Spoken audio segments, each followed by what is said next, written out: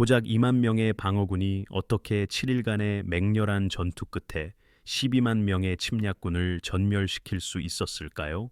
불과 12개월 전 수도를 잿더미로 만들었던 적을 어떻게 막아낼 수 있었을까요? 그 적은 지구상에서 가장 강력한 제국의 지원을 받고 있었습니다. 1572년 7월 하순, 모스크바에서 남쪽으로 50km 떨어진 몰로디라는 작은 마을 근처에서 한 문명 전체의 운명이 위태로웠습니다. 크리모스만 유목민 군대는 승리에 도취되어 손쉬운 정복을 확신하며 북쪽으로 진군했습니다. 그들은 지난해 시작했던 일을 마무리할 작전기였습니다. 그들은 한 민족을 노예로 만들고 문화를 말살하며 정교회의 십자가가 서 있던 자리에 오스만 제국의 초승달을 심으러 왔습니다. 그러나 그들은 러시아의 회복력, 혁신적인 군사 전술 또는 너무나 단순하지만 너무나 치명적이어서 동유럽 스텝 지역의 전쟁 방식을 혁신할 무기를 예상하지 못했습니다. 이것은 12만 명의 전사들이 일주일간의 불과 피 속에서 파멸을 맞이한 이야기입니다. 몰로디에서 일어난 일의 엄청난 규모를 이해하려면 1572년 당시 러시아가 직면했던 지정학적 악몽을 그려볼 필요가 있습니다. 한쪽 전선에서는 이미 잔혹한 20년 전쟁을 벌이고 있었습니다.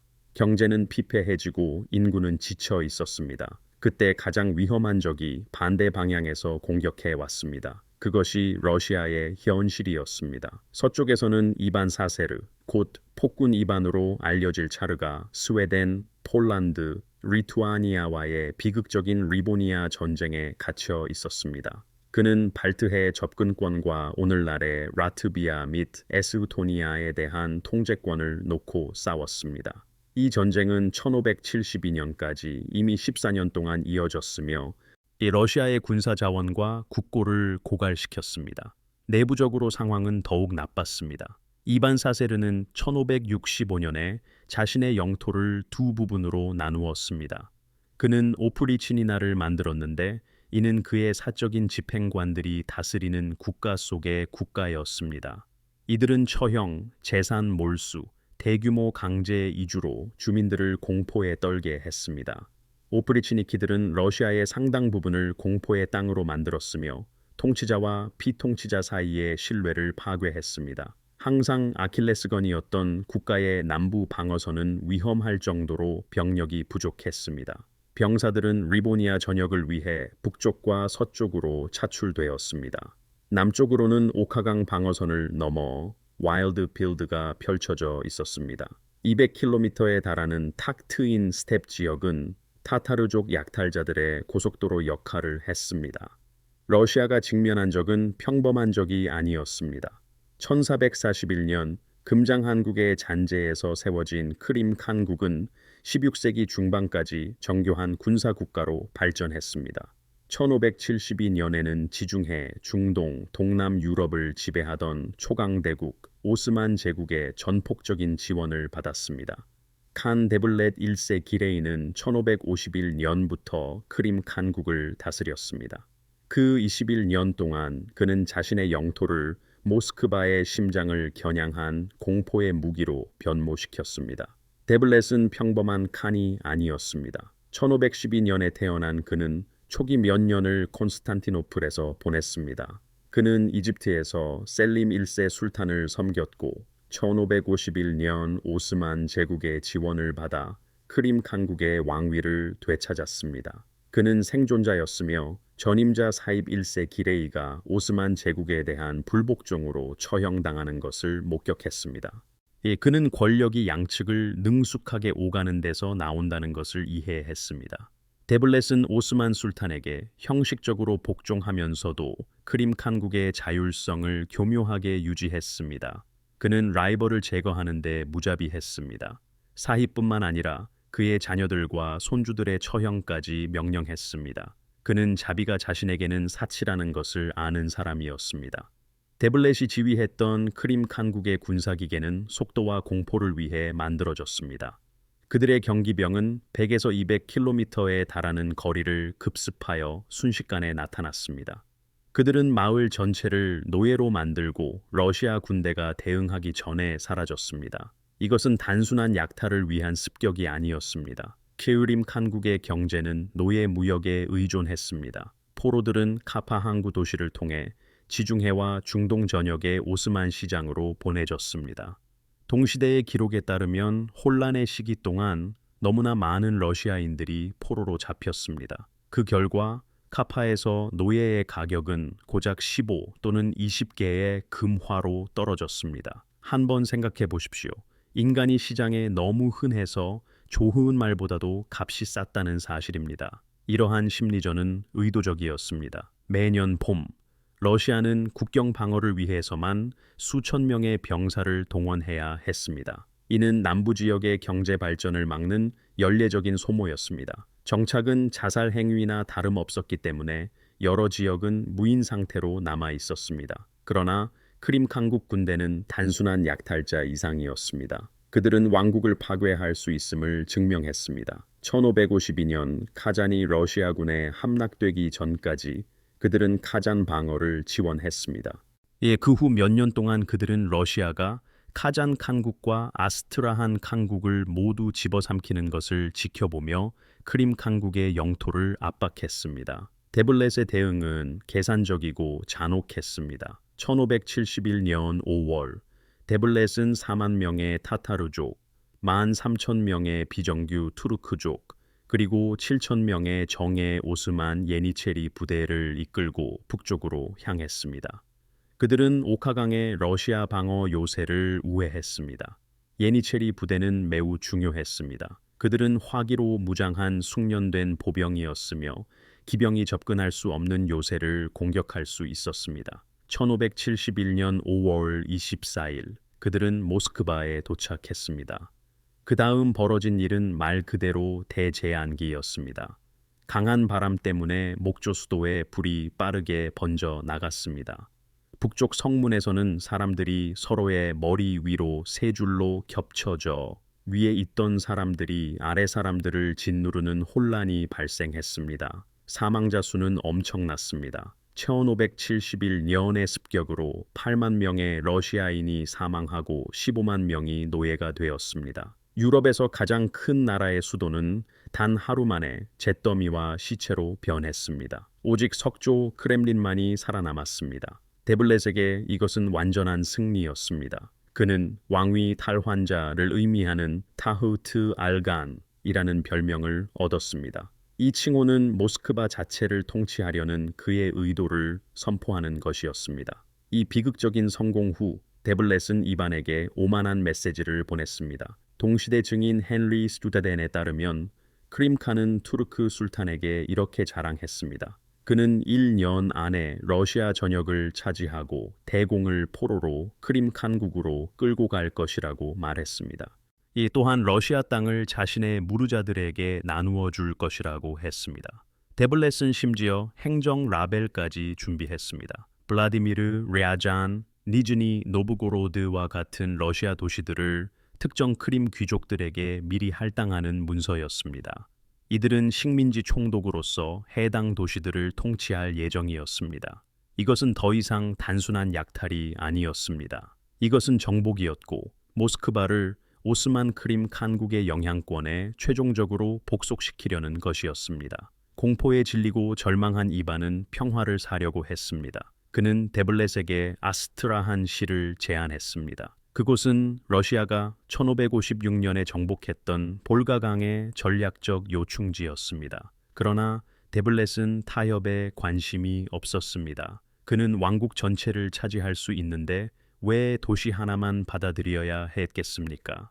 1572년 7월 26일 데블렛의 거대한 유목민 군대는 세르프호프 근처의 오카강을 건넜습니다. 그들은 200명의 러시아 선봉대를 전멸시키고 다시 모스크바를 약탈하기 위해 진격했습니다. 그러나 이번에는 뭔가 달랐습니다. 이번에는 러시아인들이 준비를 마쳤습니다. 그리고 그 준비의 중심에는 역사상 가장 위대한 방어 사령관들과 어깨를 나란히 할 만한 한 남자가 있었습니다.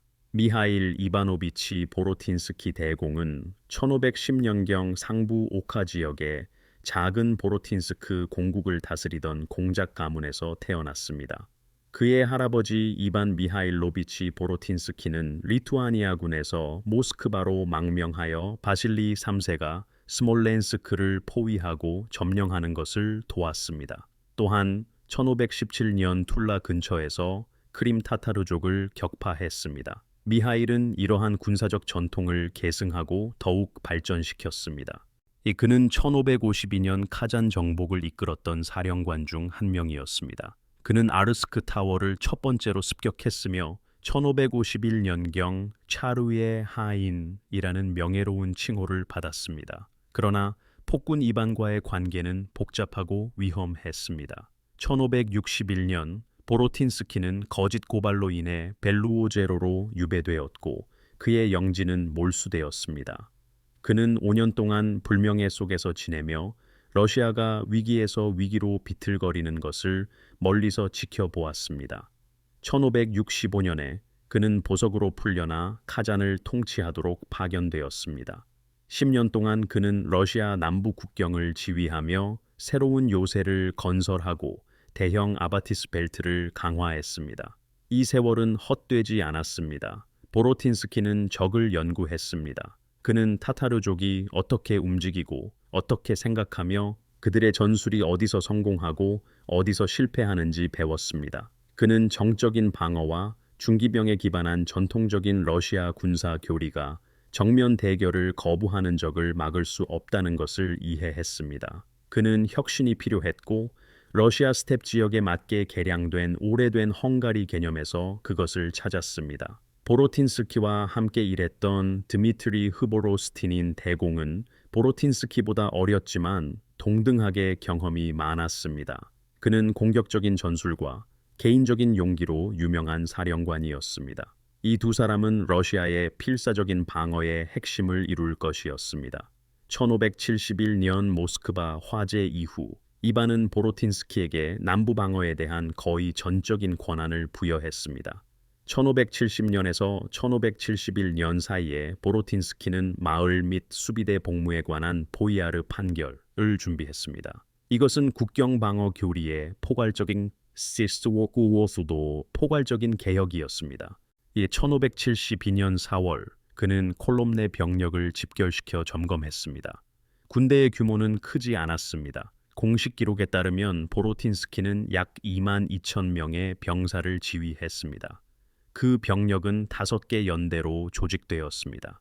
대연대는 8,255명의 병사와 코사크 병으로 이루어졌습니다. 우익연대는 3,590명, 좌익연대는 1,651명, 선봉연대는 4,475명, 그리고 막루연대는 4,670명이었습니다. 그는 또한 차르가 보낸 7,000명의 독일 용병과 아타만 미하일 체르카셰닌 휘하의 돈 코사크 부대도 보유하고 있었습니다. 총 3만 명에서 3만 5천 명 정도였지만 이들 중 상당수는 요새 주둔지에 흩어져 있었습니다. 이동 가능한 야전군은 이보다 훨씬 작았습니다. 그들에 맞서 동시대 연대기들이 묵시록적인 규모라고 묘사한 유목민 군대가 진군했습니다. 노브고로드 제2연대기는 12만 명의 전사를 기록했으며 모스크바 연대기는 15만 명이라고 밝혔습니다. 현대 역사가들은 더 보수적으로 4만 명에서 6만 명 사이의 전투원으로 추정합니다. 그러나 가장 낮은 추정치조차 데블렛에게 2대1의 우위를 주었으며 그러한 숫자의 심리적 영향을 과소평가할 수 없습니다. 이 부대에는 4만 명의 크림 기병, 최대 10,000명의 노가이 타타르족, 수천 명의 체르케스족이 포함되어 있었습니다. 그리고 가장 위험한 것은 7,000명의 전개 오스만 예니체리 부대였습니다. 이들은 술탄의 전문 보병으로 머스킷 총으로 무장했으며 공성전에 능숙했습니다. 데블렛은 또한 대포를 가져왔습니다. 요새를 파괴할 수 있는 투르크식 대포였습니다. 이것은 약탈대가 아니었습니다. 이것은 영토를 점령하고 유지하기 위해 장비되고 조직된 정복군이었습니다. 데블렛의 유목민 군대가 오카강을 건널 때 보로틴스키의 비밀 병기는 이미 조립되고 있었습니다. 그것은 굴리아이고로드 문자 그대로 움직이는 도시라고 불렸습니다. 그것은 단순함 속에서 탁월했습니다. 러시아 군대는 바퀴나 썰매 위에 설치된 총구멍이 있는 대형 벽 크기의 조립식 방패로 굴리아이 고로드를 만들었습니다. 영구적으로 장갑을 두른 마차와 달리 이 설치 가능한 방패들은 더 저렴하고 가벼웠습니다. 또한 전장이 요구하는 어떤 형태로든 조립할 수 있었습니다. 이 개념은 1530년대 러시아 카잔 전쟁 당시부터 시작되었으며 아마도 독일의 바겐부르크에서 채택되었을 것입니다. 이것을 해체하여 수레에 싣고 새로운 장소로 이동한 후 몇 시간 안에 재건할 수 있는 요새라고 생각하십시오. 방패는 두꺼운 참나무로 만들어져 화살은 물론 멀리서 쏘는 머스킷 탄환도 막을 수 있을 만큼 튼튼했습니다. 말들이 수레를 움직여 다양한 위치에 어떤 형태의 요새라도 만들 수 있었습니다. 굴리아이 고로드 내부에서는 피샬리, 즉 초기 머스킷 총으로 무장한 러시아 보병이 포병의 지원을 받았습니다. 그들은 공격하는 기병대에게 치명적인 화력을 쏟아부으면서도 보호받을 수 있었습니다. 기동성과 충격력에 의존하는 스텝 기병에게 굴리아이 고로드는 악몽과 같았습니다. 그들은 이를 뚫고 돌격할 수도 효과적으로 총을 쏠 수도 없었습니다. 만약 그들이 말에서 내려 걸어서 공격한다면 러시아 명사수들의 표적이 되었습니다. 그러나 굴라이 고로드는 단순한 방어 수단이 아니었습니다. 기병대는 이 방벽 안에서 기습 공격을 개시할 수 있었습니다. 적들을 거짓 후퇴로 유인한 다음 굴라이 고로드에서 사격을 퍼붓는 일반적인 화력 매복 전술을 사용했습니다. 이는 1572년에 실증된 바 있습니다. 이는 비대칭 전쟁이라는 용어가 존재하기 전에 비대칭 전쟁이었습니다. 수적으로 우세한 적의 이점을 무력화하기 위해 기술을 활용했습니다. 일부 역사가들은 몰로디 전투가 정착 국가와 유목민 간의 싸움에서 전환점이 되었다고 주장합니다. 이동식 선형 방벽은 수비병들이 개방된 들판 전투에서 유목민들을 물리칠 수 있게 했습니다. 보로틴스키에게는 완벽한 도구였습니다. 그러나 이를 실행하기 위해서는 완벽한 타이밍, 완벽한 지형, 그리고 강철 같은 담력이 필요했습니다. 1572년 7월 27일 데블렛의 선봉대는 세르푸호프 서쪽 드라키노에서 오카강을 건넜습니다. 그들은 요새화된 진지를 우회했습니다. 러시아 정보국은 제때 도하 지점을 탐지하지 못했습니다. 대규모 군대는 강을 건너 북쪽으로 흘러 모스크바를 향했습니다. 이는 1년 전과 마찬가지였습니다. 그러나 보로틴스키는 당황하지 않았습니다. 그의 연대들은 이미 오카강을 따라 배치되어 있었습니다. 그리고 그는 요격할 준비가 된 기동 병력을 보유하고 있었습니다. 첫 번째 충돌은 거의 즉시 발생했습니다. 크림 선봉대는 세르푸호프 근처에서 200명의 러시아 선발대를 전멸시켰습니다. 이것은 역사가 반복되고 있음을 시사하는 잔혹한 시작이었습니다. 타타르족은 1571년에 보았던 것과 같은 붕괴를 예상하며 앞으로 돌진했습니다. 그때 흐보로스티닌이 공격했습니다. 7월 28일 몰로디 마을 근처에서 드미트리 흐보로스티닌 공작 휘하의 파견대가 있었습니다. 이 파견대는 총병들과 함께 크림 후방부대를 공격했습니다.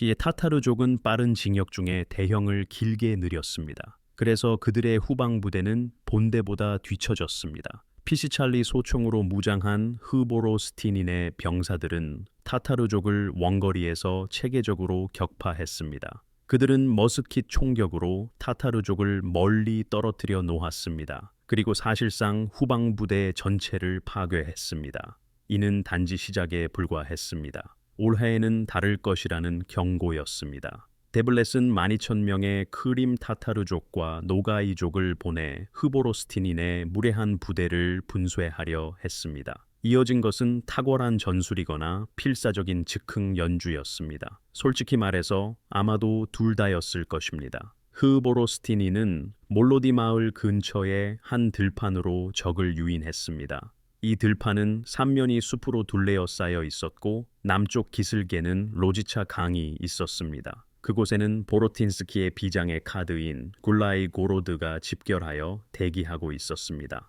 흐보로스티닌의 기병들이 들판으로 들어섰을 때 그들은 두 개의 동일한 부분으로 나뉘어 숲속으로 사라졌습니다.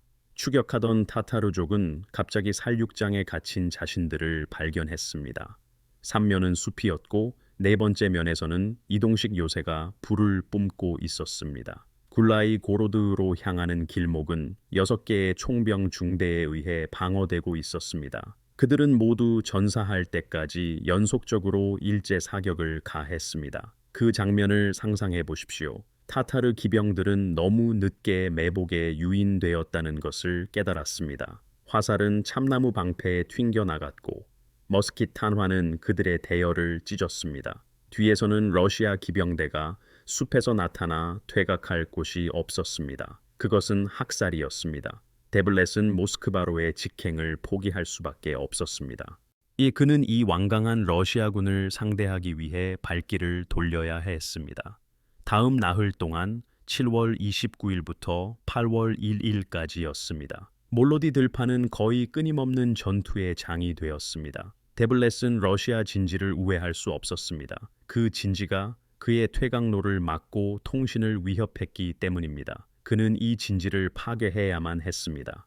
7월 30일 칸의 군대는 연합 러시아군과 전투에 돌입했습니다. 보로틴스키의 군대는 대, 우익, 좌익, 망루, 그리고 선봉연대로 나뉘어 있었습니다. 러시아 보병대는 이동식 요새 안의 언덕에 진지를 구축했습니다. 타타르 기병대는 끊임없이 굴라이 고로드로 돌격했습니다. 그들은 수적 우위를 이용해 돌파하려 했습니다. 그 소음은 믿을 수 없을 정도였을 것입니다. 수천 마리의 말이 들판을 가로질러 질주했습니다. 타타르어와 튀르크어로 된 함성, 머스킷 총소리, 대포의 더 깊은 굉음이 울렸습니다. 죽어가는 사람들의 비명소리도 가득했습니다. 8월 1일 타타르족은 최고 사령관 디베이 무르자를 투입하여 대규모 공격을 이끌게 했습니다. 타타르군 일부는 화살 공격으로 러시아군을 제압했습니다. 다른 병력들은 굴라이 고로드의 방패를 부수려 했습니다. 그들은 맨손으로 방패를 깨려 시도했지만 실패했습니다. 한편 숲속에 숨어있던 흐보로스티닌의 기병대는 반복적으로 반격했습니다. 그들은 타타르족의 측면과 후방을 강타했습니다. 이 공격 중 하나에서 테미르시바예프라는 타타르 군인이 디베이 무르자를 생포했습니다.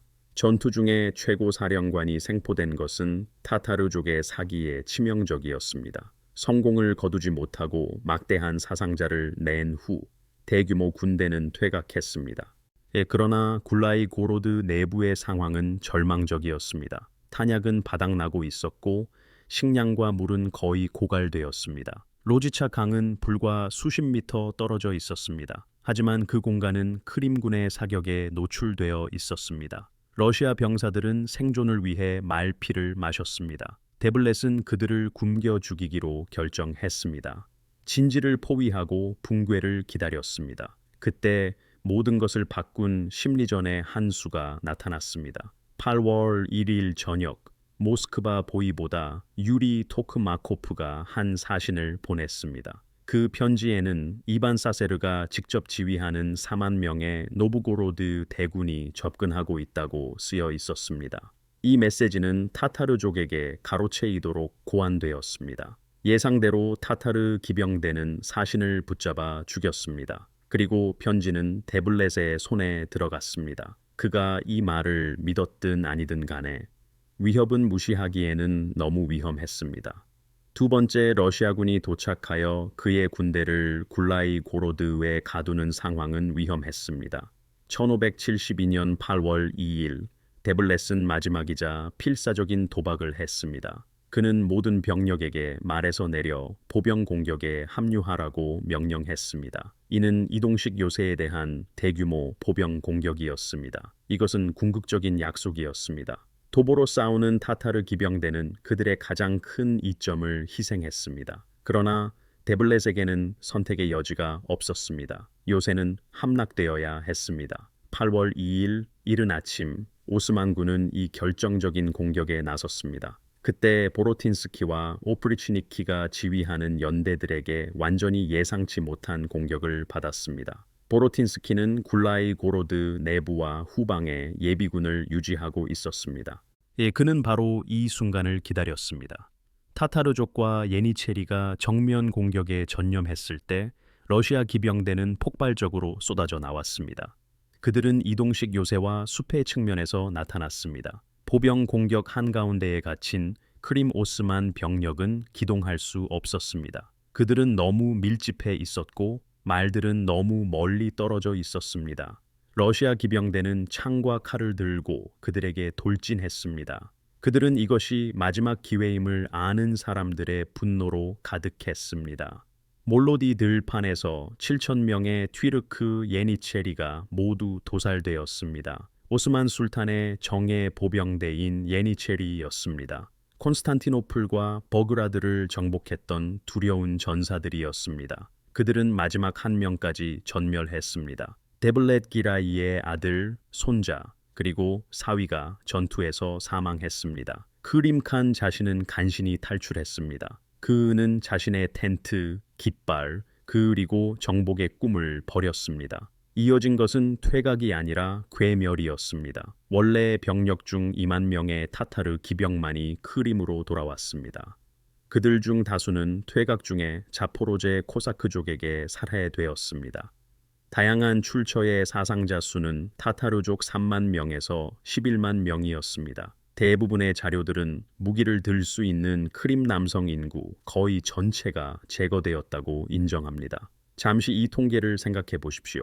크림 전사들의 한 세대가 이래간의 전투로 사라진 것입니다. 러시아군의 손실은 4,000명에서 6,000명으로 언급되었습니다. 이는 끔찍한 사상자였지만 감당할 수 있었습니다. 반면 크림 칸국은 막대한 피해를 입었습니다. 이반 사세르차르는 전투 후 보로틴스키 공작이 데블렛 기라이에게서 빼앗은 전리품을 받았습니다. 여기에는 튀르크 대포, 크림 전쟁 군기, 사로잡힌 귀족들이 포함되었습니다.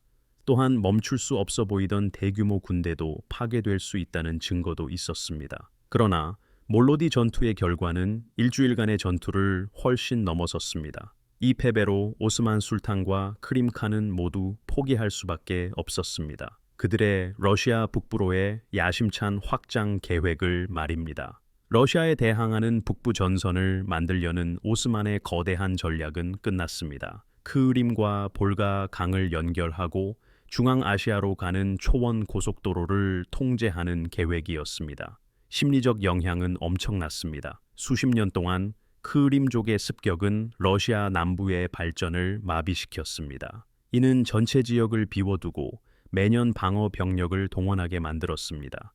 패배에도 불구하고 크림족의 습격은 1768년부터 1774년까지 계속되었습니다. 그러나 이것들은 대규모 침략에 비하면 사소한 작전이었습니다. 러시아에 대한 실패한 캠페인 이후 크림 칸국은 거의 모든 전투 준비가 된 남성 인구를 잃었습니다. 칸국이 대규모 캠페인을 수행할 능력은 오랫동안 약화되었습니다. 전략적으로 몰로디 전투는 러시아가 주의를 돌릴 수 있게 했습니다. 요새는 남쪽으로 수백 킬로미터 이동되었습니다. 보로네시 시가 설립되었고 비옥한 검은 흙 지대 개발이 시작되었습니다.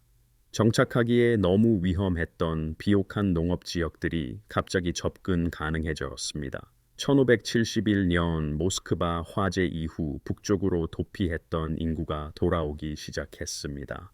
타타르족의 습격으로 끊겼던 무역로가 다시 열렸습니다. 10년 안에 러시아의 남부 국경은 남쪽으로 300km 이동했습니다. 여러 세대 동안 무인지대였던 땅을 되찾았습니다. 이 오스만 제국에게 몰로디 전투는 주변적인 차질로 위장된 전략적 재앙이었습니다. 술탄은 데블렛의 캠페인에 막대한 투자를 했습니다. 예니체리, 포병, 그리고 물류 지원을 제공했습니다. 이는 모스크바가 함락되어 오스만의 봉신이 될 것이라는 기대 때문이었습니다. 그 병력들의 완전한 파괴는 오스만 제국이 쉽게 감당할 수 없는 타격이었습니다. 특히 7,000명의 예니체리가 전멸한 것이 큰 피해였습니다. 예니체리 부대는 술탄 군대의 정예였습니다. 그들은 데브쉬름의 시스템을 통해 징집되었고 수년간 훈련받았습니다. 한 번의 전투에서 7천 명을 잃은 것은 치명적이었습니다. 1572년 이후 대규모 크림 작전에 대한 오스만의 지원은 사실상 중단되었습니다.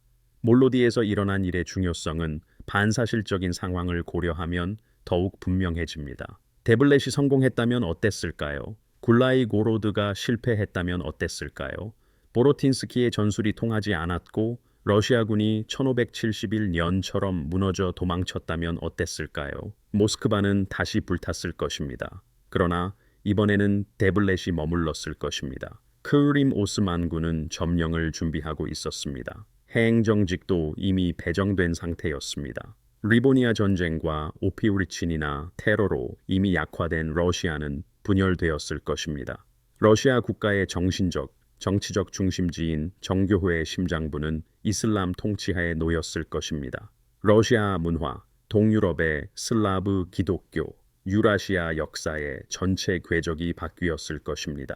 독립적인 러시아가 없었다면 스웨덴과 폴란드, 리투아니아는 북부 영토를 분할했을 것입니다. 오스만 제국은 볼가 무역로를 통제하고 우랄 산맥까지 그 영향력을 확장했을 것입니다. 문화적 손실은 엄청났을 것입니다.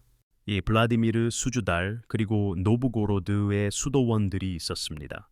이 수도원들은 수세기 동안 정교회의 전통의 보고였습니다. 그곳들은 약탈되거나 파괴되었을 것입니다. 이콘회화 전통, 연대기 작성, 건축 유산, 이 모든 것이 위험에 처했을 것입니다. 이반 사세르가 개발하고 있던 기술 및 행정 시스템들이 있었습니다. 비록 결함이 있었지만 그 모든 것은 지워졌을 것입니다. 그리고 수십만 명의 러시아인들이 노예가 되었을 것입니다. 그들은 카파 시장에서 팔려 오스만 영토 전역에 흩어졌을 것입니다. 그들의 후손들은 역사 속에서 사라졌을 것입니다. 그러나 그런 일은 일어나지 않았습니다. 미하일 보로틴스키가 적을 연구하고 전술을 조정한 덕분이었습니다. 드미트리 흐보로스티닌이 12,000명의 적 기병대를 죽음의 땅으로 유인할 만큼 용감했기 때문이었습니다. 22,000명의 러시아 병사들 때문이기도 했습니다. 그들 중 상당수는 타타르족을 본 적 없는 징집 농민이었습니다. 그들은 이동 요새 안에서 닷새 동안 버티며 싸웠습니다. 탄약이 다 떨어지고 생존을 위해 말피를 마실 때까지 싸웠습니다.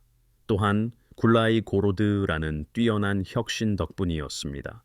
이 혁신은 보병을 잘 보호하고 완벽하게 배치하면 기병대를 물리칠 수 있음을 증명했습니다. 씁쓸한 아이러니는 보로틴스키가 자신의 승리를 결코 누리지 못했다는 것입니다. 쿠르프스키 공작의 회고록에 따르면 1573년 1년 뒤였습니다. 보로틴스키의 하인 한 명이 절도에 연루되었습니다. 그는 보로틴스키가 마법의 부적으로 차르의 죽음을 모의했다고 고발했습니다. 보야르를 처형할 구실을 항상 찾던 이반 사세는 보로틴스키를 고문했습니다. 그의 몸을 두 개의 모닥불 사이에 두었습니다.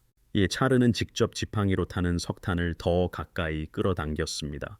보로틴스키는 백호수 지역으로 유배되었습니다. 그러나 1573년 6월 12일 가는 도중에 사망했습니다. 그는 카신에 묻혔습니다. 러시아를 구한 남자는 자신이 구한 차르에게 살해당했습니다. 이것은 역사의 가장 어두운 각주 중 하나입니다. 구원자는 편집증적인 배은망덕으로 파멸했습니다. 1606년 그의 유해는 키릴로 벨로제르스키 수도원으로 옮겨졌습니다. 그는 벨리키 노브고로드에 있는 러시아 천년 기념비에 있습니다. 이 기념비에는 베가홈명의 뛰어난 역사적 인물들이 묘사되어 있습니다. 몰로디 전투는 테르모필레, 투르, 비엔나 전투와 함께 기억될 가치가 있습니다. 이 전투들은 문명의 흐름을 바꾼 결정적인 방어 승리 중 하나였습니다. 이 전투는 그만큼 유명하지는 않습니다. 아마도 서방 연대기 작가들과 멀리 떨어진 광활한 스텝 지역에서 벌어졌기 때문일 것입니다. 또한 수세기 동안 이어진 러시아와 크림 칸국 간의 갈등이 그 독특한 중요성을 가렸기 때문입니다. 그러나 한 가지는 분명합니다. 이것은 이반 4세의 가장 중요한 군사적 승리 중 하나였습니다. 이 승리는 오프리치니나의 종말로 이어졌습니다. 승리의 중요성은 유능한 군사 리더십이 공포 정치보다 더 중요하다라는 것을 증명했습니다. 몰로디에서의 성공은 근 이반 4세에게 그의 편집증적인 숙청 비용에 대한 드문 명확성을 안겨주었습니다. 오늘날 우리가 기억해야 할 것은 혁신과 용기, 그리고 희생입니다. 몰로디에서 완성된 굴라이고로드 개념은 러시아군 전체에 퍼졌습니다. 이 개념은 이후 100년 동안 성공적으로 사용되었습니다. 보로틴스키가 만든 방어 교리는 러시아 남부 확장의 토대가 되었습니다. 몰로디에서 싸웠던 병사들의 대부분 이름은 역사 속에 잊혔습니다.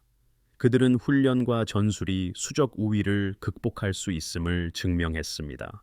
그 결과 러시아 문명은 독립적인 존재로 살아남았습니다. 이는 이후의 모든 것을 가능하게 했습니다. 태평양으로의 확장도 그 결과 중 하나입니다. 러시아 문학과 예술의 발전도 이어졌습니다. 유럽 역사에서 러시아가 맡을 역할도 그 결과로 나타났습니다. 이 이야기가 제가 연구하면서 느꼈던 만큼 흥미로웠다면 좋아요 버튼을 눌러주세요. 다음 24시간 안에 1000개의 좋아요를 달성할 수 있도록 도와주세요. 역사상 가장 놀라운 전투들에 대한 다음 깊이 있는 탐구를 놓치지 않으려면 채널을 구독해 주세요. 아래에 댓글을 남겨 어떤 전투나 역사적 사건을 다음으로 다루어야 할지 알려주세요. 저는 모든 댓글을 읽습니다. 여러분의 제안은 우리가 연구하는 내용에 직접적인 영향을 미칩니다. 몰로디 전투는 가장 위대한 승리가 종종 가장 절망적인 상황에서 온다는 것을 증명합니다.